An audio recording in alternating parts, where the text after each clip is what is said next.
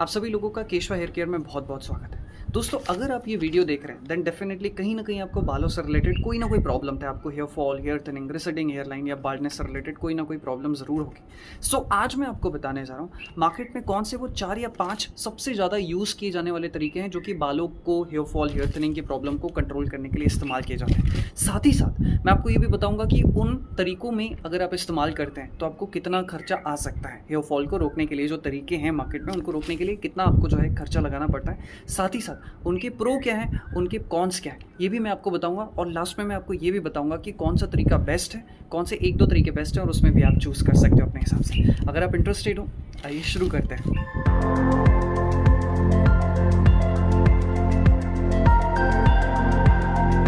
दोस्तों, hair fall को रोकने का जो सबसे पहला और आई थिंक सबसे बढ़िया जो तरीका है वो है नेचुरल तरीका, नेचुरल मेथड। अब इसका मतलब क्या है? देखिए, हेयर फॉल होने के पीछे डेफिनेटली कुछ ना कुछ आपकी बॉडी में प्रॉब्लम है। हो सकता है आपका न्यूट्रिशन अच्छा नहीं हो सकता है कि आप अपने बालों की हाइजीन मेंटेन नहीं कर पा रहे हो, आप अच्छे से सो नहीं पा रहे हो, या फिर आप बहुत ज़्यादा स्ट्रेस ले रहे हो, या कुछ और भी बॉडी के इंटरनल कुछ रीजंस हो सकते हैं, या फिर आपको थायराइड की प्रॉब्लम हो, या फिर कुछ आपको हार्मोन्स इम्बैलेंस की प्रॉब्लम हो। तो आप इन प्रॉब्लम को पता कर सकते हो। आप इन प्रॉब्लम को वैद्य के थ्रू, डॉक्टर के थ्रू पता करते हो या खुद से पता करने की कोशिश करते हो एंड उस प्रॉब्लम को फिक्स करने की कोशिश करते हो। उस हिसाब से आप सप्लीमेंट ऐड करते हो, उस हिसाब से आप अपने हाइजीन प्लान को मेंटेन करते हो, अपनी मेंटल स्थिति को सही करने की कोशिश करते हो, अपने स्ट्रेस लेवल को बैलेंस करने की कोशिश करते हो एंड 3-4-5 महीनों के अंदर डेफिनेटली आपका जो हेयर फॉल है वो बहुत हद तक कंट्रोल हो जाता है। तो ये हो गया हमारा पहला तरीका। अगर हम इसमें खर्चे की बात करें तो इसमें अगर आप डॉक्टर की कंसल्टेशन और सप्लीमेंटेशन की फीस लगा लो तो लगभग 1,500 मिनिमम खर्चे से लेके 2,500 या 3,000 तक का इसमें मिनिमम खर्चा आ सकता है आपको 1 महीने के अंदर। अगर हम इसकी प्रो की बात करें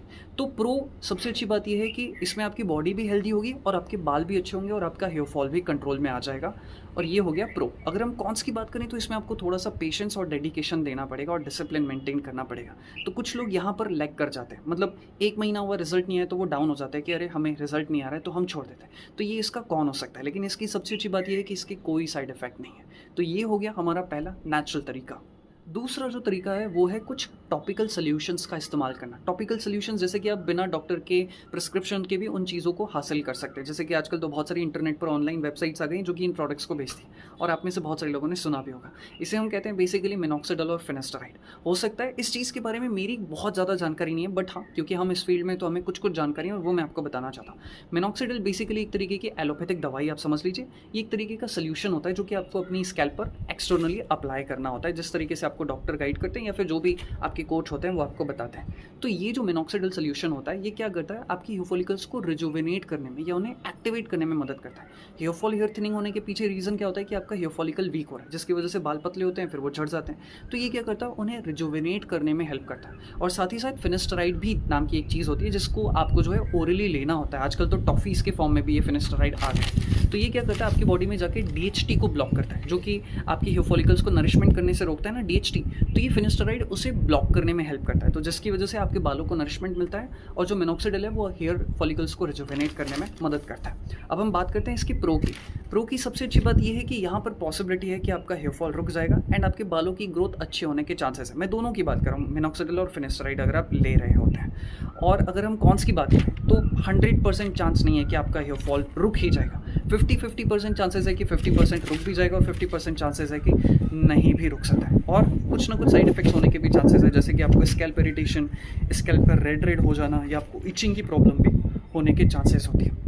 रही बात इसके खर्चे की, तो मिनिमम अगर हम खर्चा देखें डॉक्टर की कंसल्टेशन फीस और मिनॉक्सिडिल और फिनेस्टराइड का, अगर हम एक ठीक अच्छा प्रिस्क्रिप्शन देखें तो कम से कम आपको 4,000 रुपये से लेके, मिनिमम बोल रहा हूँ, 4,000 से लेके 6-7-8,000 रुपये तक ये जा सकता है, या फिर ये 10,000 तक भी जा सकता है। मतलब मिनिमम जो स्टार्टिंग है वो 4,000 से हो सकती है।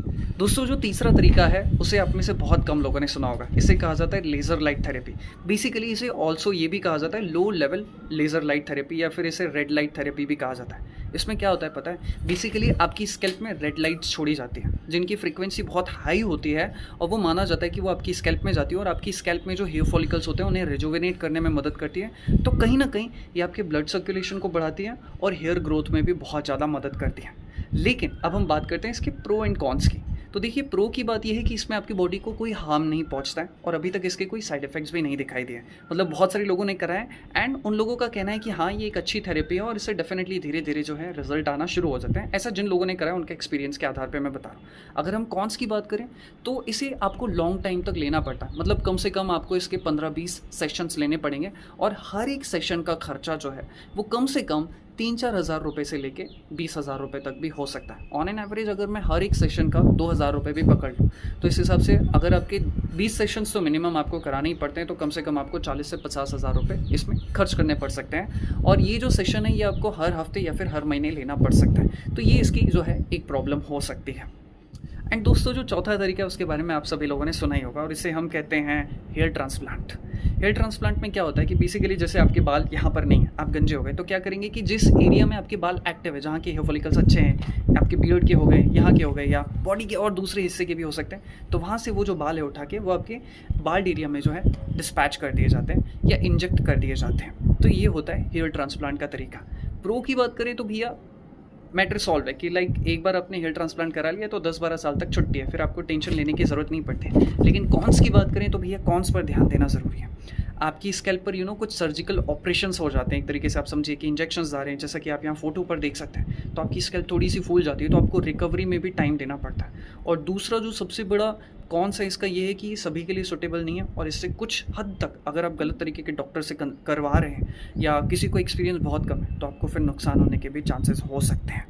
तो ये जो है हेयर ट्रांसप्लांट होता है। अगर हम इसके खर्चे की बात करें तो इंडिया में जो मिनिमम खर्चा जहाँ तक मैंने सुना है 50-60 हज़ार रुपये से लेकर, मैं अच्छे डॉक्टर की बात कर रहा हूँ, हो सकता है कि आपको 20,000 में कोई ठीक ठाक डॉक्टर मिले लेकिन फिर उसका कुछ नहीं कहा जा सकता। तो कम से कम 50-60 हज़ार रुपये से लेकर 1.5-2 लाख रुपए तक का मिनिमम खर्चा या मैक्सिमम खर्चा जो है इसमें आ सकता है। सो अगर आप मुझसे पूछो कि भाई कौन सा तरीका बेस्ट है, जो चारों चीज़ें हमने डिस्क्राइब की हैं, तो देखिए मेरे हिसाब से 2 तरीके सबसे बेस्ट है। जो हर एक तरीका अपने आप में बेस्ट है, ऐसा कुछ नहीं है कि ये तरीका बेस्ट है या वो तरीका बेस्ट है, पर फिर भी अगर मेरी नज़र से देखा जाए तो मुझे लगता है यार 2 तरीके सबसे बेस्ट है। सबसे पहला तरीका no doubt almost all time favourite is आपका नेचुरल तरीका। देखिए हेयर फॉल होने का रीज़न होता है कि आपकी बॉडी में कुछ तो दिक्कत है, तो नेचुरल तरीके में आपकी बॉडी भी ठीक होती है और आपके बाल भी ठीक होते हैं। तो मैं ये रिकमेंड करूँगा ऑन अ सेफ्टी नोट, बहुत ज़्यादा डिस्क्राइब करने की जरूरत नहीं। अगर आप स्टेज 1, स्टेज 2, स्टेज 3 में हो, आपको हेयर फॉल हो रहा है, दिखाई दे रहा है कि भैया रिसेडिंग हेयर लाइन की प्रॉब्लम हो रही है, हेयर फॉल हो रहा है, अगर आप स्टेज 1, स्टेज 2, स्टेज 3 में हो तो नेचुरल तरीका बेस्ट है। आँख मूंद कर सबसे पहले इस चीज़ पे फोकस करो, क्योंकि ये तरीका बेस्ट है। इसमें आपकी बॉडी भी ठीक होगी और आपका हेयर फॉल भी ठीक हो जाएगा। और ऐसा नहीं है कि इसमें हेयर रीग्रोथ नहीं हो सकता, हेयर रीग्रोथ हो सकता है, लेकिन लोगों के पास इतना टाइम नहीं है। हेयर रीग्रोथ के लिए आपको थोड़ा सा टाइम देना पड़ता है। वो कितना टाइम होता है वो पर्सन टू पर्सन वेरी कर सकता है, वो 6 महीने, 8 महीने या 1 साल भी हो सकता है। और वहीं जो दूसरा तरीका है वो है हेयर ट्रांसप्लांट का तरीका। अगर आप स्टेज 5, स्टेज 4, स्टेज 5, स्टेज 6 में आ गए तो फिर आपके पास हेयर ट्रांसप्लांट का ही तरीका है, ऐसा मुझे लगता है फ़िलहाल के लिए। तो ये 2 तरीके हैं, तो आप जिस स्टेज पे हो उस हिसाब से आप अपना तरीका चूज़ कर सकते हैं। अगर आप स्टेज 1, स्टेज 2, स्टेज 3 पे हो तो पहला तरीका यानी कि नेचुरल तरीका बेस्ट है, और स्टेज 4 या स्टेज 5 या स्टेज 6 पे हो तो डॉक्टर से कंसल्ट करो, फिजिशियन से कंसल्ट करो, या फिर आप ट्रैकियोलॉजिस्ट जो कि स्पेशलिस्ट होते हैं आप उनसे कंसल्ट करो एंड उस हिसाब से आप आगे की स्टेज पे फर्दर जा सकते हो। तो इसी के साथ इस वीडियो को समाप्त करते हैं। अगर आप नेचुरल तरीका ढूंढ रहे हो तो आप केशवा के प्रोडक्ट्स का इस्तेमाल कर सकते हो या फिर किसी वैद्य का परामर्श भी ले सकते हो। तो इसी के साथ इस वीडियो को समाप्त करते हैं। हम दिल से आपके स्वास्थ्य की, अच्छे बालों की और काले घने बालों की हम कामना करते हैं। धन्यवाद।